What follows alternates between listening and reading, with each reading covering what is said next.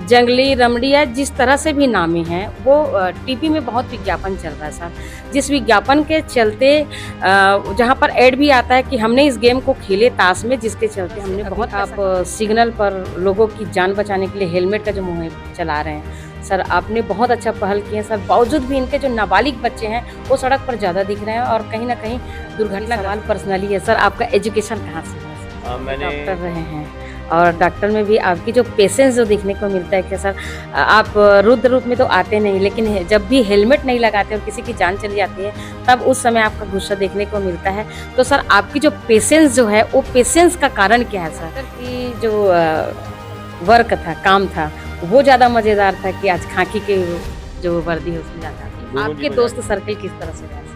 आप लोगों के परिवार में कितने लोग हैं सर?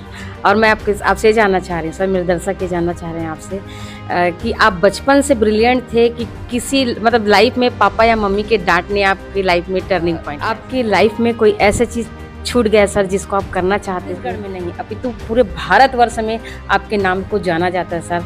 चूँकि अधिकारी तो बहुत सारे मतलब अधिकारी बन के आते हैं, लेकिन जिस तरह से आपकी जो लोकप्रियता है सर, वो जो है सर, आप लास्ट समय अपने दोस्तों से कब मिले थे सर, जहाँ पर आपने खुल के हंसे थे और कुछ बैचलर लाइफ की बातें? इस वक्त हम दुर्ग के अभिषेक पल्लव एसपी सर के बंगले पे मौजूद हैं, जहाँ पर आप देखेंगे एक ऐसे अनछुए पहलू जिसके बारे में जानना बहुत ही जरूरी है। युवाओं के द्वारा जो अभी कदम उठाया जा रहा है ऑनलाइन को लेकर, उसमें पेरेंट्स आज जिस तरह से परेशान हो रहे हैं, अब पेरेंट्स ये कहने लगे हैं कि जो युवाओं के जो प्रेरणा स्रोत जो बने हैं उन्हीं के मार्गदर्शन में ही शायद जो युवा जो भटक गए हैं वो शायद रास्ते पे आ जाएंगे। और कुछ और भी ऐसे बहुत सामाजिक स्तर पर जो मुद्दाएं हैं उनसे चर्चा करने के लिए इस वक्त हमारे साथ है दुर्ग के आईपीएस डॉक्टर अभिषेक पल्लव जी। सर जी, आपको वीएलसी चैनल में बहुत बहुत स्वागत है सर। धन्यवाद मैडम। सर जी, हम आपसे ये जानना चाह रहे हैं कि जिस तरह से अभी जंगली रमड़िया जिस तरह से भी नामी हैं वो टीवी में बहुत विज्ञापन चल रहा है सर।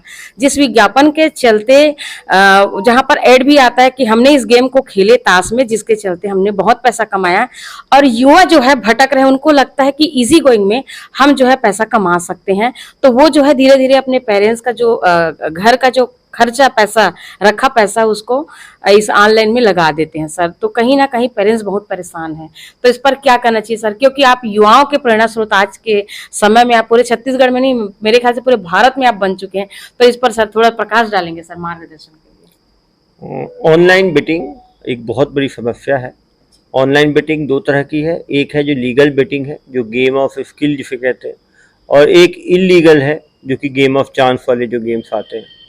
जैसा आपने बताया रमी, ड्रीम 11, काफ़ी सारे गेम ऑफ स्किल वाले हैं जो कि लीगल है। निश्चित रूप से जो उनके एडवर्टाइजमेंट होते हैं वो बहुत लुभावने होते हैं, जिसको देख के युवा उसमें फंस जाते हैं। पेरेंट्स के लिए बहुत ज़रूरी है कि एक तो जो अपना मोबाइल, अपना लैपटॉप छोटे बच्चों को ना दें, क्योंकि आपका उसमें गूगल पे, आपका उसमें पेटीएम सब उसी में काम करता है, उसका ओटीपी भी उसी में आता है। तो काफ़ी बच्चे बिना घर वालों को बताए पेटीएम और गूगल पे से ऑनलाइन बेटिंग में लगातार पैसे लगा रहे हैं। जब तक बच्चे एडल्ट ना हो उनको अपने मोबाइल से इस तरह से ना दें। जो आपके ऐप्स हैं जिससे आप पेमेंट करते हैं उसमें एक्स्ट्रा सिक्योरिटी लगाएं, एक्स्ट्रा लॉक लगाएं। बच्चों को ऑनलाइन बिहेवियर पे नज़र रखें, क्योंकि आजकल मोबाइल में इंटरनेट बिहेवियर को आप देख सकते हैं। बच्चों को, आपको लगता है कि बच्चे ऑनलाइन बेटिंग में लग गए हैं तो उनको बैठाइए, समझाइए, उनकी काउंसलिंग कीजिए। नहीं समझने पे आप प्रोफेशनल काउंसलर्स की मदद ले सकते हैं। ऑनलाइन एडिक्शन भी एक बहुत बड़ी प्रॉब्लम है। ये भी देखना है कि आप बच्चों के दोस्ती यारी, बच्चे यदि बहुत टाइम घर से बाहर रहते हैं, ऐसे संगति में रहते हैं जो लोग ऑनलाइन बेटिंग में इन्वॉल्व हैं, तो उनके भी लगने की संभावना ज़्यादा है। अपने को प्रिवेंशन में भी काम करना है, एजुकेशन में भी काम करना है, और निश्चित रूप से जो इलीगल ऑनलाइन साइट्स हैं उसके ऊपर एक्शन भी लेना है। निश्चित रूप से ज़्यादातर लोगों को ऑनलाइन बेटिंग में नुकसान होता है। कुछ लोगों को शुरू में नुकसान होता है, नुकसान को कवर करने के लिए वो खेलते हैं। कुछ लोगों को पहले प्रॉफिट हो जाता है तो और प्रॉफिट कमाने के लिए वो खेलते हैं। निश्चित रूप से एक दलदल है जिसमें फंसने के बाद काफ़ी ज़्यादा क्षति होती है। आदमी का मेंटल इन्वेस्टमेंट होता है, इमोशनल इन्वेस्टमेंट होता है, फाइनेंशियल इन्वेस्टमेंट होता है। आदमी अपना काम छोड़ के पूरे टाइम इसी में लगा रहता है, उसके काम में हानि होती है, हारने पर चिड़चिड़ापन होता है, उदासी होती है, कुछ लोग तो आत्महत्या तक कर लेते हैं। तो निश्चित रूप से ये जो चक्रव्यूह है ऑनलाइन बेटिंग का, इससे बचने की आवश्यकता है। हम केवल विज्ञापन तो केवल एक पक्ष दिखाते हैं, हमें दूसरा पक्ष भी देखना चाहिए। बच्चों को ऑनलाइन आप न्यूज़ पढ़ सकते हैं, उसमें आपको काफ़ी सारी जानकारियाँ मिलेंगी। काफ़ी लोग पबजी खेल के, काफ़ी लोग रमी खेल के, काफ़ी लोग ऑनलाइन बेटिंग में इतना उनको कर्जा हो गया कि उनकी जान तक चली गई, समाज में उनके मान की हानि हुई। यदि वो इलीगल ऑनलाइन बेटिंग करे पकड़े जाने पे अब छत्तीसगढ़ में ये गैर जमानती हो गया है, तो उनको जेल भी जाना पड़ सकता है, सज़ा भी हो सकती है, क्योंकि इलेक्ट्रॉनिक गैजेट्स का इस्तेमाल होता है, इलेक्ट्रॉनिक प्रूफ रहता है, तो सज़ा होने के चांसेस भी बहुत ज़्यादा रहते हैं। तो निश्चित रूप से बच्चों को शॉर्टकट से बचना चाहिए। जो उम्र होती है 18 से 25 साल, वो स्किल सीखने का होता है, गुण सीखने का होता है। उनको professional skill, hard skill, soft skill सीखना चाहिए। ज़िंदगी में सक्सेस अचानक नहीं मिलती, उसके लिए मेहनत करना पड़ता है। यदि हमें कहीं ऊंची बिल्डिंग पे चढ़ना है तो सीढ़ी पे चढ़ना पड़ेगा, एक एक करके एक बार में एक स्टेप लेना पड़ेगा। यदि हम एक बार में बहुत लंबा स्टेप लेने की कोशिश करेंगे तो हो सकता है हम गिरेंगे, हमें टांग में चोट भी लग सकती है। तो निश्चित रूप से स्टेप बाय स्टेप सक्सेस की तरफ जाएं, सुदृढ़ सक्सेस पाएं, लंबा इन्वेस्टमेंट करें और लंबा गेन करें। सर, जिस तरह से अभी आप सिग्नल पर लोगों की जान बचाने के लिए हेलमेट का जो मुहिम चला रहे हैं, सर आपने बहुत अच्छा पहल की है सर। बावजूद भी इनके जो नाबालिग बच्चे हैं वो सड़क पर ज़्यादा दिख रहे हैं और कहीं ना कहीं दुर्घटनाग्रस्त हो रहे हैं सर। अभी हमने 2 दिन पहले भी ट्रैफिक की मुहिम में स्टार्ट किया है इंटर डिस्ट्रिक्ट बॉर्डर्स के ऊपर, और 11 जगह पे दुर्ग में लगा रहे हैं। जो भी नाबालिग बच्चे पाए जा रहे हैं उनके घर वालों को तुरंत फ़ोन किया जा रहा है और उनको बताया जा रहा है। अब खुद सोचिए, नाबालिग बच्चा मोबाइल रख रहा है, नाबालिग बच्चा गाड़ी चला रहा है बिना लाइसेंस के, तो कहीं ना कहीं पेरेंट्स की गैर जिम्मेदारी इसमें सामने आती है। छोटे बच्चों को ना तो इंडिपेंडेंट मोबाइल देना चाहिए, ना तो उनको गाड़ी देना चाहिए। यही कारण है कि बच्चे जो है जो रास्ता भटक जाते हैं, फिर गलतियां करते हैं, फिर पेरेंट्स को रोने के सिवाय कोई ऑप्शन नहीं बचता है। कहीं ना कहीं बच्चों के साथ साथ पेरेंट्स की भी काउंसलिंग की आवश्यकता है। जी सर, कोई सवाल पर्सनली है सर, आपका एजुकेशन कहाँ से हुआ सर? मैंने केंद्रीय विद्यालय से अपना रामगढ़ झारखंड, उसके बाद सिलीगुड़ी पश्चिम बंगाल, पुणे महाराष्ट्र, दिल्ली और फिर गोवा से +2 किया। उसके बाद गवर्नमेंट मेडिकल कॉलेज गोवा से मैंने MBBS की डिग्री ली और फिर अखिल भारतीय आयुर्विज्ञान संस्थान एम्स नई दिल्ली से 2006 से 2009 के बीच में MD साइकेट्री की पढ़ाई कंप्लीट की। सर, जैसे आपने पहले डॉक्टर रहे हैं और डॉक्टर में भी आपकी जो पेशेंस जो देखने को मिलता है कि सर आप रुद्र रूप में तो आते नहीं, लेकिन जब भी हेलमेट नहीं लगाते और किसी की जान चली जाती है तब उस समय आपका गुस्सा देखने को मिलता है। तो सर आपकी जो पेशेंस जो है वो पेशेंस का कारण क्या है सर? निश्चित रूप से, क्योंकि मैं डॉक्टर भी रहा हूँ, तो यदि अपना संयम नहीं रखेगा, ना वो ठीक से ऑपरेशन कर सकता है, ना तो वो मरीज की बीमारी समझ सकता है। ठीक उसी तरह पुलिस के अंदर भी पेशेंस होना ज़रूरी है, तभी हम जनता की जो फरियाद है उसको सुन पाएंगे, जनता की समस्याओं को समझ पाएंगे और उसके इफ़ेक्टिव सॉल्यूशन ढूंढ पाएंगे। जहाँ तक रोड पे बात, निश्चित रूप से मुझे दुख होता है कि छोटी छोटी चीज़ें, हेलमेट नहीं पहनना, सीट बेल्ट नहीं लगाना, नाबालिग को गाड़ी देना, 2 पहिए में 3 आदमी, 4 आदमी, 5 आदमी बैठना, मालवाहक गाड़ी में आदमियों को ढोना, शराब पी के गाड़ी चलाना, जिसके कारण बहुत जानें जा रही हैं। ज़्यादातर यूथ जो है 18 साल से 30 साल के लोग, वो इसमें मर रहे हैं और जिनका परिवारों को मुसीबत में डाल रहे हैं, अपनी जान के साथ दूसरों की जान को खतरे में डाल रहे हैं। निश्चित रूप से ट्रैफिक नियम जनता के लिए बने, जनता यदि उसका फॉलो करेगी तो जनता को इसका फ़ायदा मिलेगा। सर, डॉक्टर की जो वर्क था, काम था, वो ज़्यादा मज़ेदार था कि आज खाकी के जो वर्दी है उसमें ज़्यादा? दोनों जिम्मेदारी का काम है और दोनों सेवा भाव का काम है। डॉक्टरी में भी आप लोगों की जान बचाते हैं, यहाँ भी आप नियम को फॉलो करा के लोगों की जान बचाते हैं। जिनकी जान जाती है उनको आप जस्टिस दिलाने का काम करते हैं। दोनों किसी दो चीज़ को कंपेयर नहीं कर सकते, आलू अलग है, भिंडी अलग है। लेकिन निश्चित रूप से जो मेडिकल की नॉलेज मिली है वो नॉलेज आज मुझे काम आ रही है। पुलिसिंग में दंतेवाड़ा में रहते हुए, मेरे और मेरी पत्नी भी डॉक्टर है, हमने 200 से ज़्यादा मेडिकल कैंप किए। अभी भी डेली 4 से 5 मेंटली इल लोगों का मैं फ्री ट्रीटमेंट करता हूँ। काफ़ी लोग मेरे काउंसलिंग में हैं, जो वहाँ से मेडिकल से मैंने जो सिंपैथी, कंपैशन, एम्पैथी, सेवा भाव सीखा है वो निश्चित रूप से पुलिसिंग में भी झलकती है। और दोनों सेवा है, ये पुलिस सेवा है, वो मेडिकल सेवा है। दोनों सेवा समाज के लिए बहुत ज़रूरी है। ना समाज बिना डॉक्टरों के चल सकता है, ना समाज बिना पुलिस के चल सकता है। दोनों इमरजेंसी सर्विसेज हैं और मैं गौरवान्वित हूँ कि मैं डॉक्टरी भी किया है और अब पुलिस में भी अपना योगदान दे रहा हूँ। सर दोनों का जो सफर रहा है उसका सफर समय कितना रहा होगा सर, समय अवधि? 1999 से लेकर 2013 तक 14 वर्ष में प्योरली मेडिकल सर्विस में रहा हूँ और 2013 से 2023 तक अब 10 साल मुझे पुलिस सेवा में हो गए हैं। निश्चित रूप से 14 साल मेडिकल में और 10 साल पुलिस में, 24 साल का अच्छा अनुभव रहा। लगातार जनता की सेवा करने का मौका मिला और उसी से इतनी ऊर्जा रही कि मैं अपने लिए कुछ अनोखा काम कर पाऊँ।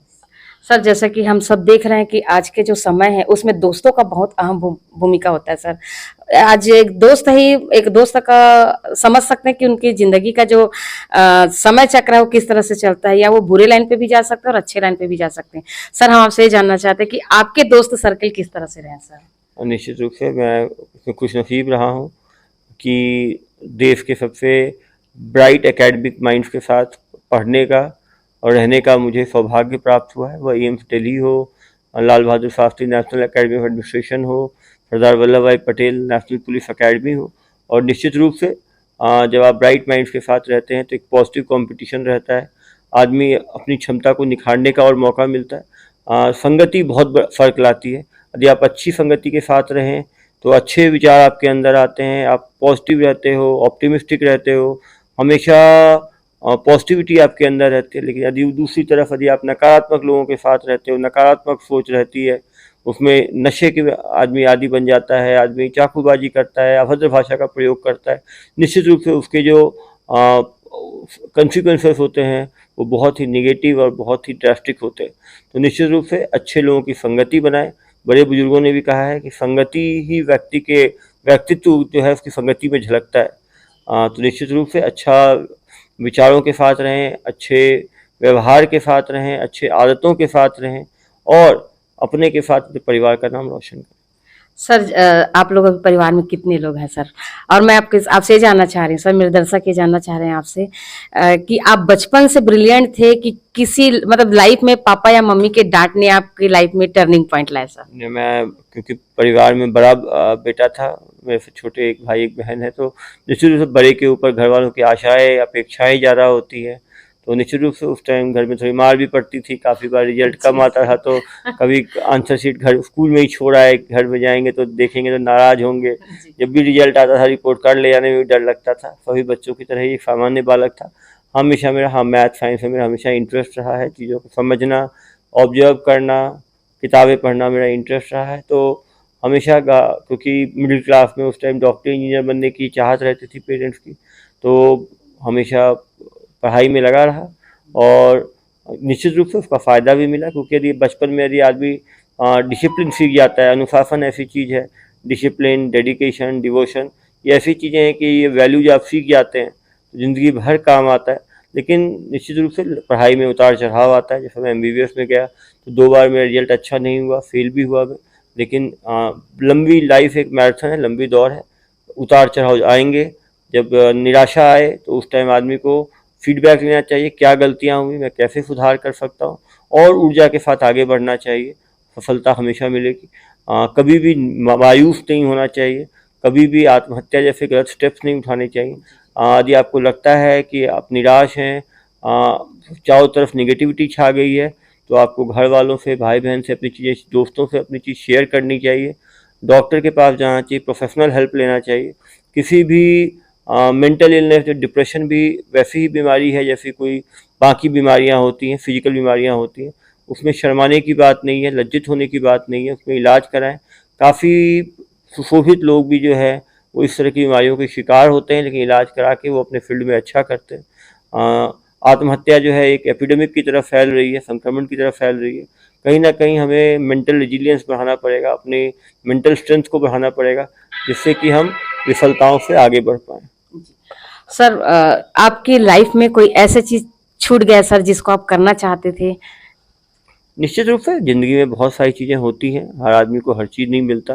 सिविल सर्विस की तैयारी की है तो हर आदमी IAS की तैयारी करता है, लेकिन पुलिस सेवा मिला। लेकिन मेरा हमेशा मानना है कि आदमी जो चीज़ चाहता है पूरी मेहनत से करना चाहिए, लेकिन जो चीज़ मिल जाए फिर उसी उसको अच्छी तरह करने की कोशिश करनी चाहिए।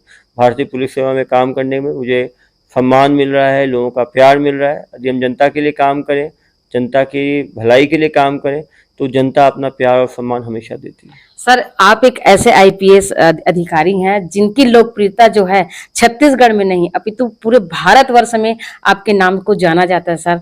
क्योंकि अधिकारी तो बहुत सारे मतलब अधिकारी बन के आते हैं, लेकिन जिस तरह से आपकी जो लोकप्रियता है सर, वो जो है उसके बारे में सर। निश्चित रूप से जनता का प्यार से एक ऊर्जा आती है, दिन भर काम करने की ताकत आती है। मैं शायद पहला ही आईपीएस अधिकारी होऊंगा जिसने अपना जो पर्सनल नंबर है, व्हाट्सएप नंबर 7898815399 पब्लिक किया। डेली 400 से ज़्यादा फ़ोन आते हैं, हज़ारों व्हाट्सएप मैसेज आते हैं। सारे व्हाट्सएप मैसेज देखता हूँ, ज़्यादातर फ़ोन को रिप्लाई बैक करता हूँ। जो कोई मिस होता है तो बाद में बात करता हूँ, लोगों की समस्याओं को सुनने की कोशिश करता हूँ। काफ़ी समस्याएं दूसरे डिपार्टमेंट से रिलेटेड होती हैं, उनमें उनको एडवाइस देता हूँ क्या करना चाहिए। जो पुलिस से चीज़ें होती हैं उनको सॉल्व करने की कोशिश करता हूँ। मेरे जुडिक्शन से बाहर की शिकायतें होती हैं तो उनको रास्ता बताता हूँ क्या क्या करना सही होगा। निश्चित रूप से भगवान ने मौका दिया है कि जनता की सेवा कर सकूँ, ये मौका भगवान सबको नहीं देता है। सर व्यस्ततम टाइम में जिस तरह से आईपीएस का जो काम होता है वो उसका टाइमिंग तो मैं नहीं जानती सर, आप इस टाइमिंग पर बता सकते हैं कि सर आईपीएस का एक आईपीएस का सुबह से स्टार्ट होता है। सुबह में सारे थानों की रिपोर्टिंग होती है। क्राइम कभी भी हो सकता है, जब हीनियस क्राइम होता है तो मैं खुद जाके उसे देखता हूँ। कभी भी लॉ ऑर्डर सिचुएशन बन सकते हैं। कुछ लॉ ऑर्डर प्लान्ड होते हैं कि ये धरना होने वाला है, यहाँ प्रदर्शन होने वाला है, यहाँ पे मीटिंग होने वाली है। कुछ लॉ एंड ऑर्डर अचानक बन जाते हैं तो वहाँ अचानक हमें रश करना पड़ता है। जो हीनियस क्राइम्स होते हैं, ह्यूमन ऑफेंसेस, चोरी, डकैती, मर्डर, बलात्कार, उन सब की विवेचना को सुपरवाइज करना होता है। जो जूनियर अधिकारी होते हैं उनकी विवेचना को सुपरवाइज करते हैं, उनको गाइडेंस देते हैं, मार्गदर्शन देते हैं। वीआईपी विजिट होती हैं तो उसको वो मॉनिटर किया जाता है। ये सब पुलिस का काम 24/7 है। थानों के साथ समन्वय बना के थाने में जनता की फरियाद सुने जा रहे हैं कि नहीं सुने जा रहे हैं, इसको मॉनिटर करना होता है। शिकायतें आती हैं, उस पर कार्रवाई की जाती है। सर जैसे कि दुर्ग जिला को वीवीआईपी जिला कहा जाता है, यहाँ पर सारी नेताओं का रहना होता है। ऐसे में अगर एक तरफ अगर राजनेता यहाँ पहुंचते हैं और उसी समय क्राइम होता है तो इस समय आप कैसे डिसीजन लेंगे सर? क्या डिसीजन है आपका? मेरी कोशिश ये होती है कि आज के टाइम में इंटरनेट है, फ़ोन है, व्हाट्सएप है।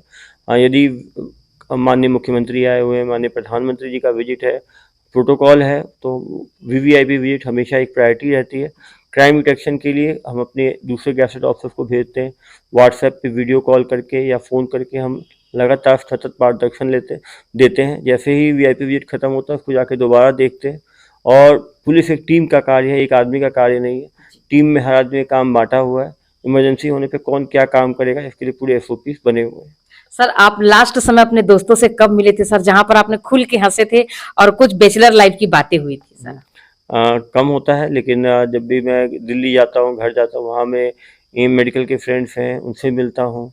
गोवा एक बार गया था, वहाँ पे अपने एमबीबीएस के फ्रेंड्स और स्कूल के फ्रेंड्स से मिला था। निश्चित रूप से समय काफ़ी फ्रेंड्स ऐसे होते हैं जो जॉब के सिलसिले में दूर भिलाई होते हुए निकलते हैं, वो कॉल करते हैं, वो घर आते हैं, उनसे मिलते हैं। हर जगह समय आदमी को ढूंढना पड़ता है, लेकिन यदि हम अच्छी तरह से टाइम शेड्यूलिंग करें तो हम हर व्यक्ति के लिए समय निकाल सकते हैं। सर पूरा शहर जो है, पूरे छत्तीसगढ़ जो है आपको अभिषेक पल्लव जी के नाम से जानते हैं। सर दोस्तों ने आपको कोई नाम दिया था, कोई प्यारा सा? दोस्त मुझे तो पल्लव ही बोला करते थे, क्योंकि पल्लव टाइटल छोटा सा है। क्योंकि उस टाइम ज़्यादा आदमी का समय होता है, खेल कूद में हम लगे रहते थे। शुरू से मुझे भाषण देने का शौक था, तो सब नेताजी बोलते थे। अच्छा नेताजी। तो निश्चित रूप से ये भी पुलिस भी लीडरशिप ही है। स्कूल में मैं स्कूल कैप्टन था, आज मैं यहाँ पे पुलिस का कप्तान हूँ। तो कप्तानी पहले भी कर रहा था, अभी भी कर रहा हूँ। मैं खुशी होगी कि मेरी टीम जीतती रहे, हम पुलिस महकमे में नाम बना पाए और दुर्ग पुलिस जो है नए कीर्तिमान स्थापित कर सके। सर अभी कुछ रेड पड़ी है सर यहाँ पर, वो किस तरह का रेड है, ये क्या कार्रवाई हो रही है? सेंट्रल ब्यूरो ऑफ इन्वेस्टिगेशन, एक बंगाल में, एक वेस्ट बंगाल में 420-467 का एक एफआईआर है, जिसमें 3 कोठारी बंधु जो हैं अभियुक्त हैं। उन्हीं के घर में बदनापुर स्थित एचआईजी और एलआईजी मकान में सीबीआई द्वारा रेड कार्रवाई की जा रही है। कार्रवाई अभी चल रही है। सर मेरा एक आपसे लास्ट सवाल था सर, आने वाले समय में युवाओं के लिए आप कुछ कर गुजरना चाहते हैं सर, जिससे आप प्रेरणा स्रोत बने सर। एक जिंदगी है सर, आए हैं तो एक दिन जाना है, लेकिन एक उद्देश्य होता है। जैसे महात्मा गांधी जी है, वो हमारे रिलेशन में नहीं है, लेकिन समाज हित में इतना बड़ा योगदान दिए थे कि आज हम उनको जानते हैं सर। तो क्या सर आप ऐसा बोलना तो नहीं चाहिए, पर मरणोपरांत आपको लोग याद करें, इस तरह से कुछ काम करना चाहते हैं सर समाज हित के लिए? महात्मा गांधी बहुत बड़े व्यक्तित्व हैं, उनसे तो कंपेरिजन करना बहुत बेवकूफ़ी होगी, लेकिन निश्चित रूप से हमारी कोशिश ये है कि हम कुछ ऐसा करें जो कि जनता के बीच में एक छाप छोड़ पाए। हर छोटी कोशिश, यदि मेरी कोशिश से यदि कुछ लोगों की जान बच सकती है तो ये अपने आप में एक सफलता है। और वो ट्रैफिक हो या नशा हो या उनका व्यक्तित्व उन्मूलन का कार्यक्रम हो, लगातार हम लोग लग रहे हैं। जब हम कोई कार्यक्रम लॉन्च करते हैं, उसके फीडबैक के आधार पर उसको और अच्छा करने की कोशिश करते हैं। निश्चित रूप से आने वाले समय में दुर्ग पुलिस नए आयामों के साथ पुलिसिंग की व्यवस्था को और सुदृढ़ करेगी। सर अभी लगातार ये जो चीजें चल रही है आपके आने के बाद, सर आप छत्तीसगढ़ में कई जगह में पदस्थ थे सर, लेकिन दुर्ग में आपको कुछ अलग सा लगता है, या आपके पदस्थ स्थान में सबसे अच्छा स्थान आपके लिए कौन सा रहा सर? बिल्कुल, दंतेवाड़ा में 6 साल, दंतेवाड़ा और दुर्ग मेरी पूरी 10 साल की पुलिस करियर में सबसे इम्पोर्टेंट जगह रहे। दंतेवाड़ा में नक्सली लोन वराटू अभियान में द्वारा लॉन्च किया गया, जिसे 500 से ज़्यादा माओवादियों ने आत्मसमर्पण किया 1 साल में। दुर्ग में आने के बाद ऑनलाइन बेटिंग हो या नशा हो, लाइव क्रिमिनल्स का इंट्रोगेशन हो या ट्रैफिक व्यवस्था में खुद खड़ा होके ट्रैफिक की चेकिंग हो, हमने कोशिश किया कुछ नया किया जा सके, जिससे कि जनता को अच्छी पुलिसिंग जो है प्रोवाइड करते हैं। सर हर व्यक्ति की एक इच्छा होती है कि मैं बेस्ट इस काम को किया, जिसके चलते मुझे आत्म गौरव, सेल्फ जैसे होता है सर, जैसे मुझे गर्व है कि मैंने काम किया। तो सर आपके तो हर काम गर्व का विषय बनता है, लेकिन आपके आत्मा को जो झिंझोड़ दे कि मैंने ये काम किया जिससे मुझे बहुत संतुष्टि, सर इस तरह सा कोई काम? निश्चित रूप से काफ़ी काम हुए, जैसे बताया कि निश्चित रूप से ऑनलाइन बेटिंग पे जो हमारी कार्रवाई हुई वो काफ़ी अच्छी हुई। जो ट्रैफिक पे कार्रवाई हो रही है वो काफ़ी अच्छी हुई। मुझे गर्व है कि यहाँ आने के बाद 30 से ज़्यादा स्कूल में मैं गया, लोग बच्चों से सीधा संवाद किया, 10 से ज़्यादा कॉलेज में जाके संवाद किया। तो जिस तरह से हम यूथ को अवेयर कर रहे हैं, ये एक बहुत बड़ा मुहिम है। इस मुहिम को हमारे द्वारा चालू रखा है। सर जो बच्चे ऑनलाइन जो ताश खेल रहे हैं सर, उस पर 2 लाइन सर। मैं यही कहना चाहूँगा कि पढ़ाई पर ध्यान दें, करियर पर ध्यान दें। ऑनलाइन बेटिंग, ताश, रमी, इनसे बचें। ये एक दलदल है, एक चक्रव्यूह है, इसमें यदि आप फंसेंगे तो बर्बादी के सिवाय आपको कुछ भी हाथ नहीं लगेगा। Thank you sir. अभी आपने देखे जिस तरह से एसपी सर ने जिस तरह से जानकारी दिए, जो भी जवाबदार स्थान मिला उसको बखूबी किया, और युवाओं के जो प्रेरणा स्रोत जो लगातार बनते आ रहे, लोगों में जो लोकप्रियता है सर की बहुत अच्छी खासी है। छत्तीसगढ़ ही नहीं पूरे भारत में सर के जो नाम है बहुत सम्मान के साथ लिया जाता है। हर एक काम को, छोटे से बड़े सारे काम को बखूबी से करते हैं सर। हर खबर के लिए बने रही वीएलसी के साथ, तब तक के लिए नमस्कार।